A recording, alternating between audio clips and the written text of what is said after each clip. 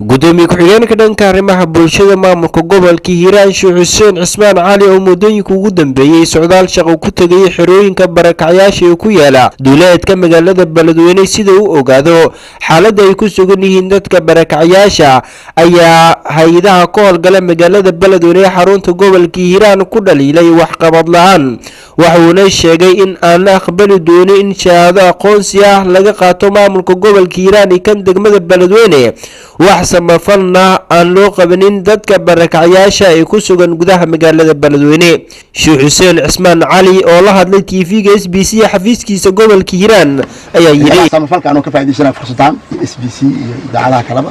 hadda nala joogo waxaan leeyahay ayagana doorkiini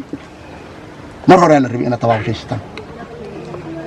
hay'adaha samafalka ee gobolka Hiiraan gaar ahaan magaalada madaxda Beledweyne waxaan leeyahay doorkiina markasta waa taagan yahay laakiin sida aan rabno idin ma aragno sida anaga aan rabno idin ma aragno mana dhici doonto mana la aqbali doono shahaado in gobolka laga qaato oo aqoonsi ah oo hay'adaha ay leeyahay isla markaasna wax qabadkii aan la arkin arin aqbali karana waa la kasaabtay doona maamulka dadka shahaadooyinka bixiya haddii heer gobol tahay heer degmada waxaan ka cusanaynaa inay dadka shahaadooyinka siinayaan ay eegaan aan loo eegin lacagta yar oo laga qaadayo laakiin loo eego qofkan bulshada wax ma soo kordhi karaa wax ma qaban karaa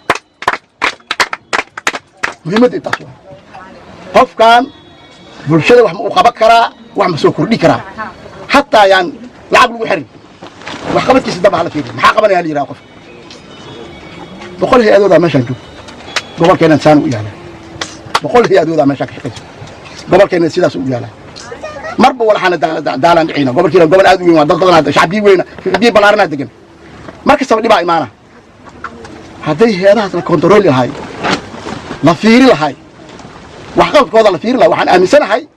biriga gobolka Hiiraan meesha uu joogo ma joogi lahayn hadalka gudoomiye ku-xigeenka dhanka arrimaha bulshada gobolka Hiiraan Sheekh Xuseen Cismaan Cali ayaa ku soo beegmaya xili socdaal shaqo muddooyinka ugu dambeeyay uu ku tagay xerooyinka barakacyaasha ee ku yaala gudaha magaalada Beledweyne. Sheekh Xuseen Cismaan Cali mana ahan markii ugu horeysay digniin ceenkan oo kale uu ka soo saaro oo ku socota hay'adaha ka howlgala magaalada Beledweyne ee xarunta gobolka Hiiraan taa oo ilaahay hadda wax aan laga qabanin. Cabdinuur Cismaan Aadan Carays idaacadii TV-ga caalamiga SBC